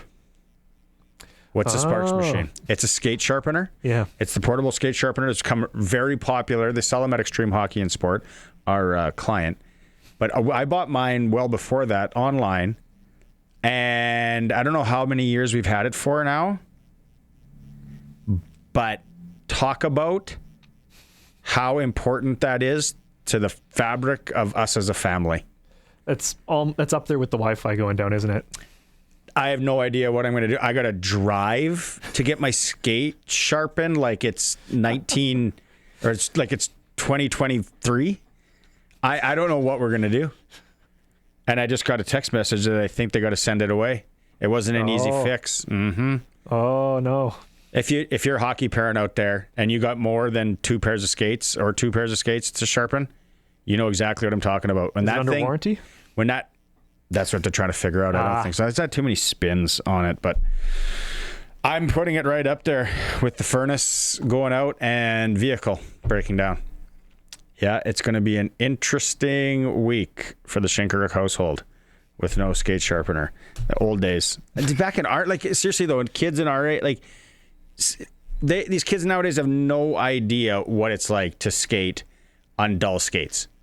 And we used to think the stone thingy sharpened or gave us an edge. Like, it's so baffling. And then now they walk with skate guards. They're so prissy and all that. Back in the day, it's like, you get on the ice over that way, walk over that gravel over there and that cement, and then get on there. What? Now, kids, they have no idea. But as a parent, I don't know what the heck I'm going to do. I'm going to have to drive. I'm going to be sourcing out all my friends in Northwest Regina that have a Sparks machine. Man. Oh, just replaced my furnace. $7,600 supplied and installed, worth peace of mind. Yeah, that's like a good automobile. Mm. If you're on a road trip, if you ever lived in a really big city and you're on a freeway, the last thing you want is your vehicle breaking down. Mm-hmm. Like, couldn't imagine. So anyways, send thoughts and prayers. Sparks Machine's down at our household. U of R Cougar women tonight, 6 p.m. tip-off. You're like, what? What day is it? How long have I been sleeping? It is Tuesday. They're taking on the Huskies. It was supposed to be played Saturday. Bad weather. Cautious. Yeah, that was no joke. They're rolling the bus down today. And it's number 1 ranked Saskatchewan Huskies in the nation. Number 4 ranked Regina Cougars. Gymnasium, U of R, 6 o'clock tip-off. I might go. I'm not sure. I figure out the skate sharpening situation, and then I might load up the vehicle and head. It's a big one. The men are at 8 p.m. The women are at 6. Yeah. Yep. Still more to come to. Get your trivia. Get your dial-in fingers ready. 936-6262. We got start calling now. Get ahead of the queue. Start calling now. We did PumpJacks Cathedral Trivia. It's going to be based on Doug Flutie, who we had as a guest in hour 1. We're going to replay some of that in hour 3. It's a Sports Cage streaming through our YouTube channel at sportscage.com. Let's go sprinkle of the day. Go to 936-6262. Who doesn't want to win $50 to PumpJacks Cathedral Trivia right now? Call in. Doug Flutie. But sprinkle of the day, Colson. So this is sportselect.com. You can go online, sportselect.com, make your picks, QR code, scan it at your Lotto Spot retailer, and you're done. If you don't want to fill out the slips anymore, which, although I filled out the slips on the weekend, playing some hockey, grabbed a coffee, takes you back. First off, it's still sitting at 5 on Sports Select. The line for the game Sunday, 5 point spread. Seattle, the favorite. New England's getting 5 points. You want to go to the pro. If you want to take the tie, paying $3.45. If you think it's going to be a 3-point game, you can bet these games on their own. You don't got to parlay them. You don't got to play another one. You can do it. And then the over-under is staying. It's holding at 45.5. The one future that I wanted to play, because you can play futures on Sports Select. There are a ton of Super Bowl props, too, I just noticed. You got to go into the futures tab at sportselect.com. The Olympic hockey women, the winner. USA is the favorite, 165. Canada, 190. It's a 2-horse race. If you want to go sprinkle on Czechia, Finland, Sweden, Switzerland, Japan, Germany, France, Italy, go nuts. But it's a 2-pony race. USA, 165. Canada, 195. Futures in women's hockey. There are a ton of Olympic bets, Super Bowl bets under futures, sportselect.com. If you haven't been, and you can just make your picks online, generate a QR code, then you just go into your Lotto Spot retailer. They scan it, and you're good to go. It must be 18 plus to play. Play responsibly. Every bet is 100% legal with your chance of winning cash in hand. Sports Select. Here's the trivia question. And then we're going to get people to call in. All right. These people are scared. They don't want to play. What team originally drafted Doug Flutie? 285th in the NFL draft. What team originally drafted? If you haven't won anything on CKRM in the last 30 days, 936-6262. What team originally drafted Doug Flutie? We've got like 3 texts about your skate sharpener now, if you want to read those. Are they on my side? Some are. Some are trying to be helpful. Jeffrey, you're wrong, by the way. Your question? Wishart, my buddy Clayton.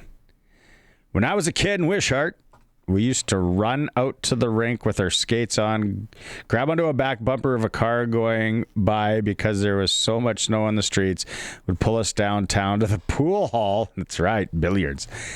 And we could buy chips and pop. Bumper shining is what we called it back in the day. Clayton, here's a funny story. I used to bumper shine the buses on the west side in Saskatoon, the number 3 bus.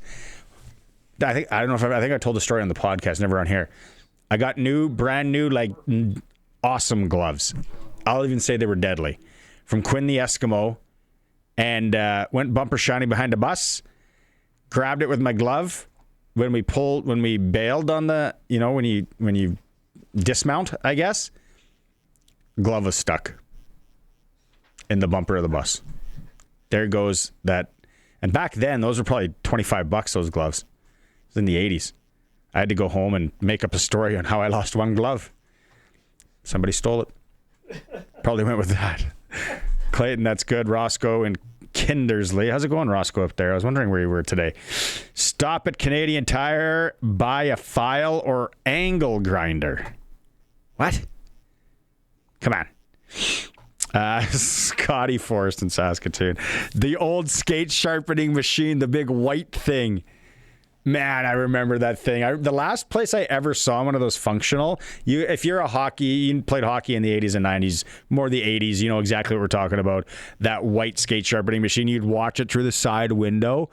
And then there's always the horror stories. I never saw it. Someone's blade just getting absolutely destroyed. Then there was like water in there and doing things.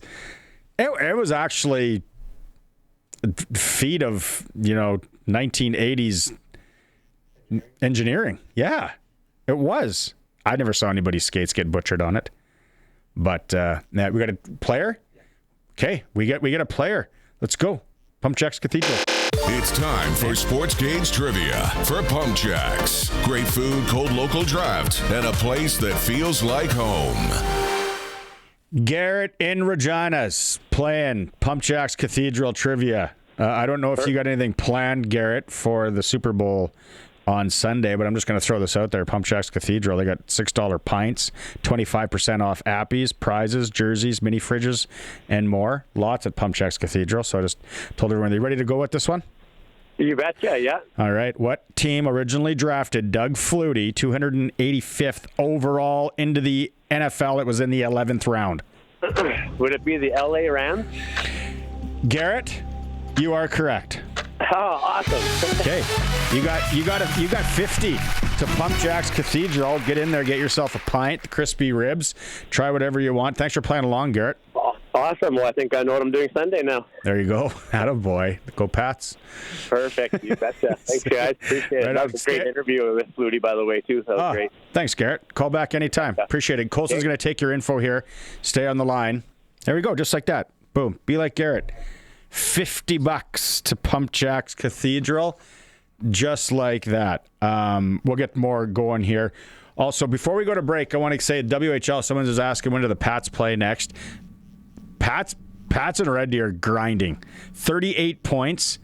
They're tied for 8th. Pats have 2 games in hand with Red Deer.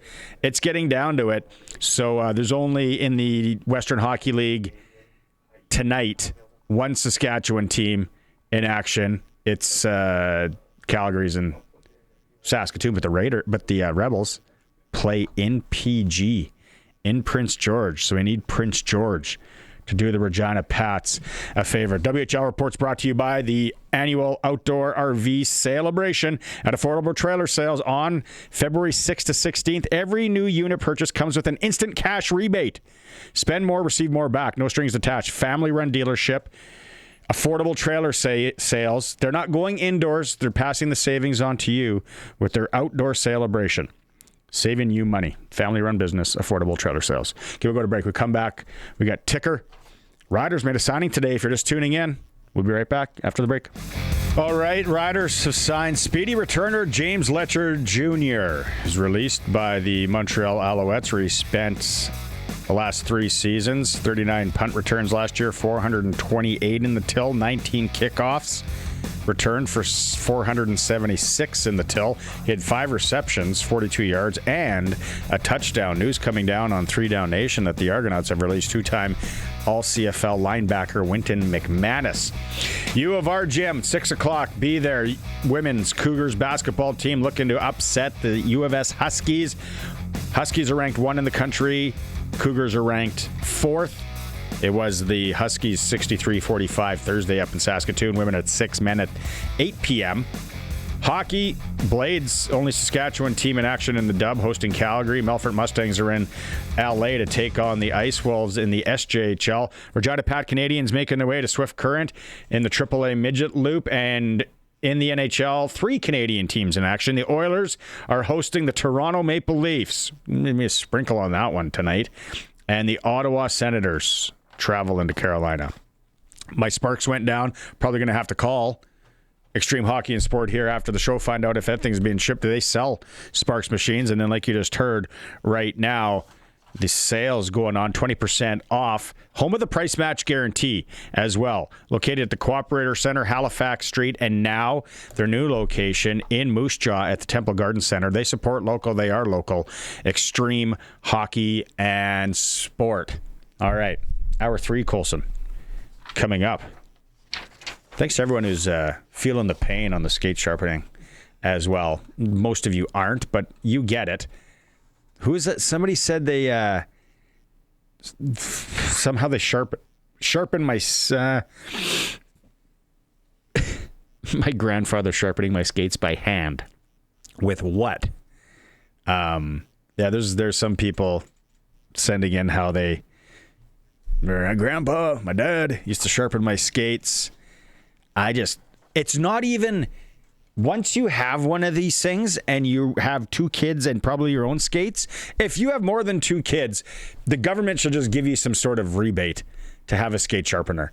Because the convenience, because it's not like the old days where you could go to every rink and someone was sharpening skates.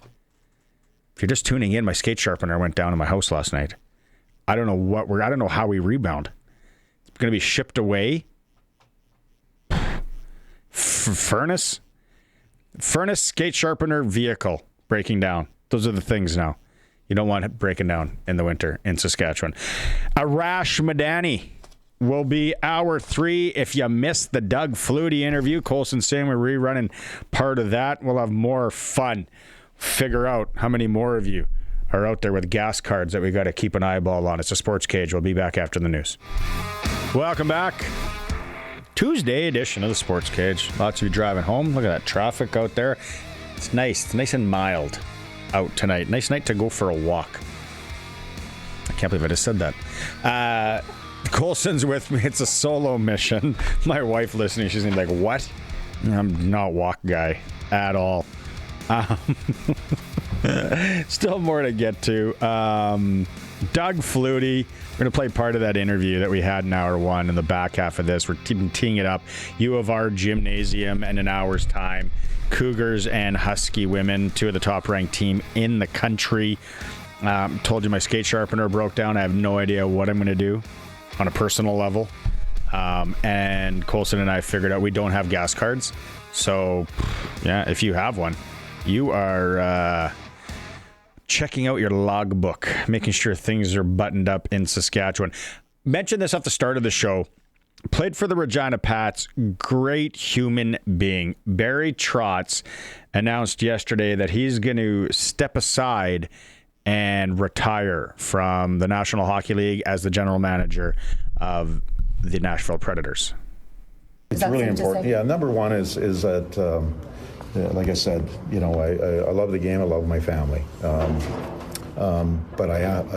they deserve whatever time I have on earth. They deserve that. Yeah, and then the second thing is to leave this franchise in a really good spot. Like, there's stuff that I was bold when I came in. There's no question. When they said I pushed the envelope, they're not kidding. I pushed it hard. Yeah, hopefully things are okay with Barry. We've had him on the show here too. Great guy, and I had some interactions with him and away from the broadcast world. Just a great guy out there. Speaking of great guys, Arash Madani. Here we go. It's time to go coast to coast with Arash Madani for Smart Investing Solutions. Be smart with your money. Call Brian Gawley at Smart Investing Solutions, 546-2533. What if he was a lousy guy? How would you have introduced me then? You say great guy, Barry Trotz. So Arash Madani is a great guy. What if you're talking about somebody who's a lousy guy? Oh, that's a good question. I don't know if I would have played anything. I would have just brushed everything under the rug, and then I would have just thrown to it with.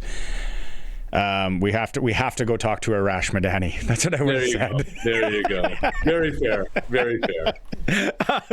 So if you ever hear that, you know that you and I are on the fritz. Have you? Yes. Okay. Yes, okay. absolutely. Hey, man, thank you so much. You were the reason we got to talk to Doug Flutie today. I've explained to you how big of a fan I was. It was you've interviewed thousands more than I have, but I go back to my former career. And when you're nervous when you get into an interview, and it's because it's always, is it the guys you idolize or the girls? I don't know if it's that. It's just sometimes, you want to bring your best. You absolutely. Like you don't want to make a fool of yourself. Yeah. You want an interview to be really strong. And I always do an interview, and I just want it to be like me talking over a pint.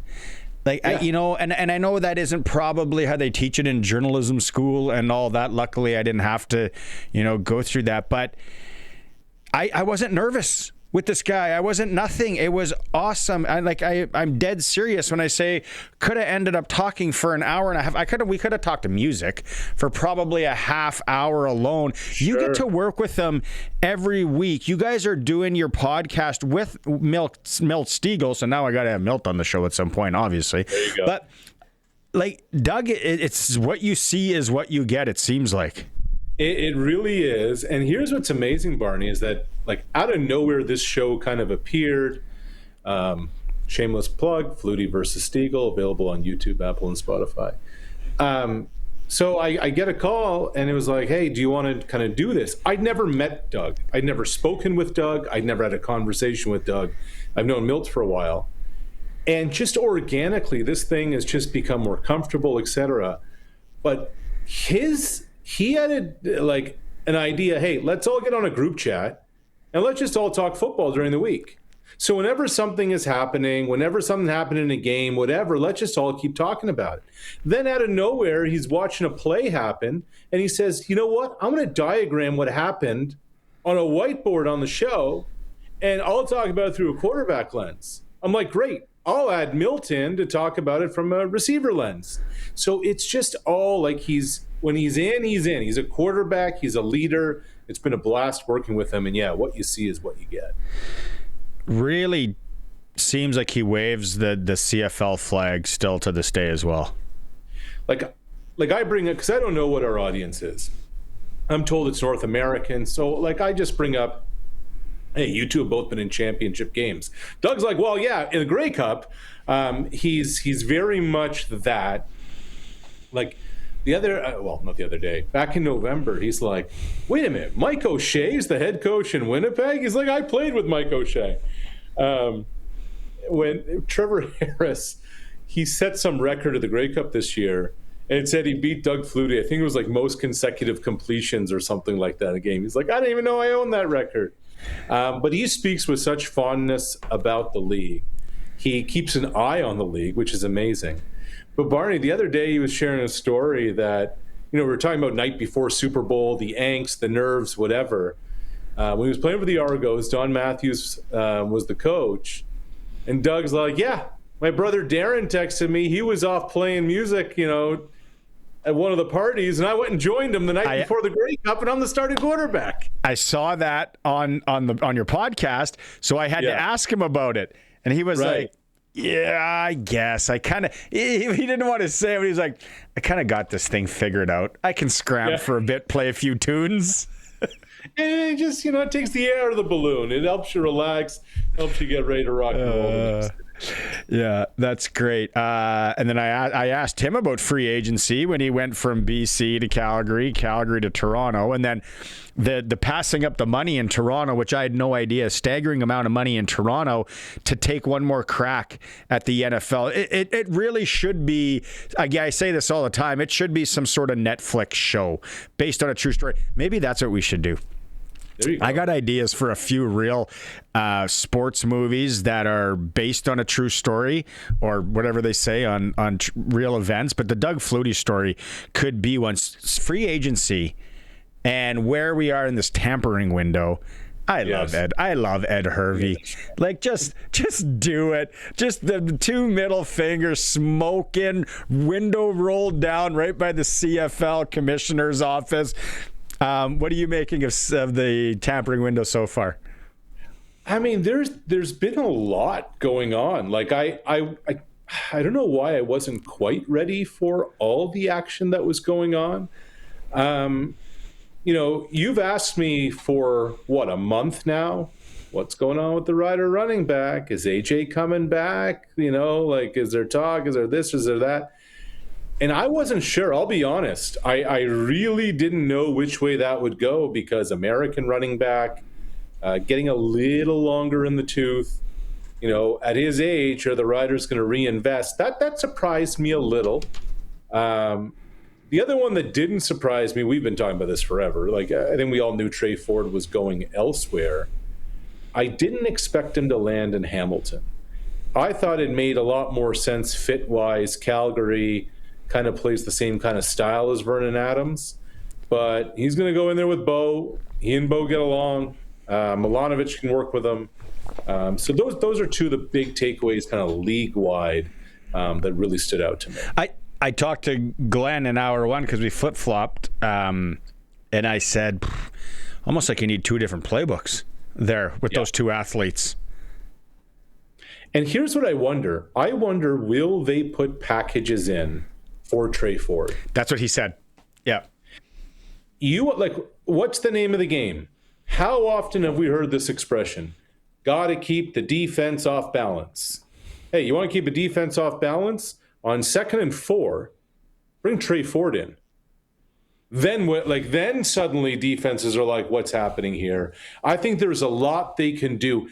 And the fewer reps not the fewer, but a few less reps for Bo wouldn't be the worst thing in the world. Getting hit a few fewer times at Bo's age wouldn't be the worst thing in the world either. Brett Lawther, the Riders, I think from what I understand, they do it the right way. They kind of, told him last week, and then they had the big hockey game up in Saskatoon and gave him a heads up, and he might have known as well. But your thoughts on the Riders cutting Brett Lawther loose? Yeah, I'm not entirely surprised. Last year was weird. Last year was, all over the map, etc. Here's what I don't know, Barney. It's fine to make the move. Sure. But do you have somebody that you're confident in that's going to be better? That's what I don't know. I just look at the kicking situation, and I don't know if Mace lost confidence in him. I don't know if O'Day lost confidence in him. I don't know what happened there. But I'm just not sure if on the roster today there's a better option. Do they have somebody in mind? Is there something in the draft? Is there an American that's coming down the pike? Maybe. But look, made a significant impact on the franchise, leaves a champion, has an incredible Labor Day memory that I think a lot of Rider fans will always remember. Brett did a lot of good things there, and I'm interested to see what the Riders now do moving forward. Yeah, I think he surfaces somewhere. Oh, sure. Mid the season, it's like, we need a kicker. Someone's going to get hurt. Someone's going to struggle. Someone's going to There's always room for a Canadian kicker with pedigree, a Canadian kicker who's done it before. And anytime someone signs him, you know what the press release is going to say? He's an experienced kicker who's won a Grey Cup. He knows what it takes. Retirements. We just heard one, Decoy today. I'm sure it might be some other. There's some offensive linemen that I'm like, what's going on with these guys? That's kind of time of the year too. Anything surprising you there? Well, Marc-Antoine Dequoy blew me away because here's somebody, like when you talk about playing at a high level and then you talk about somebody playing at an elite level, Marc-Antoine Dequoy has been playing at an elite level for a long, long time.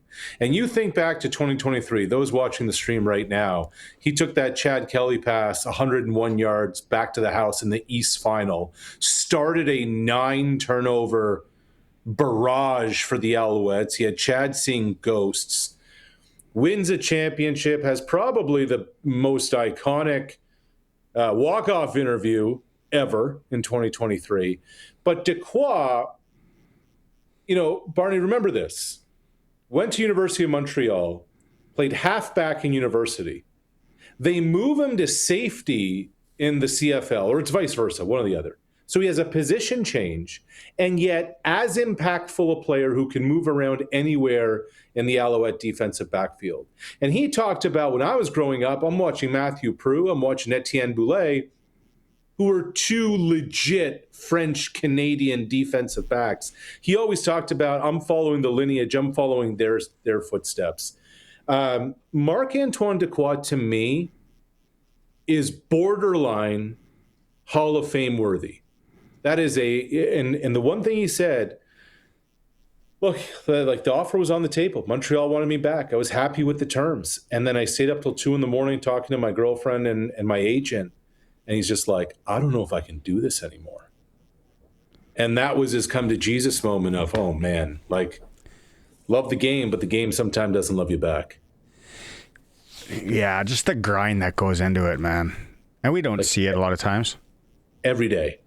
Every day, every day. Every play is a car wreck. It is not a contact sport. It is a collision sport. And you got to keep showing up.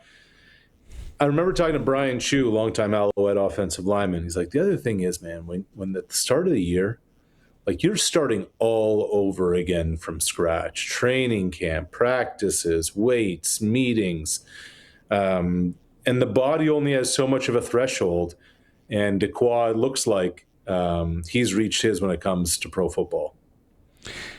We got lots to talk about Super Bowl, especially on Thursday. But it is, Super Bowl week, and you've been around a number of those. They're in San Fran and in the area. Opening night last night used to be called Media Day. Is there a comment or two that maybe stood out to you? Yeah, there were a couple. One was from Stephon Diggs when he was asked about the Bills situation, and he finally admitted, I wish it could have gone differently, and you guys got a good one there in 17. I'm talking about Josh Allen. That could have been his moment to crown on the Bills. He's in the AFC East, et cetera, et cetera. He didn't. The other, I love this one, Barney. Somebody asked Sam Darnold, again, the quarterback of the Seahawks.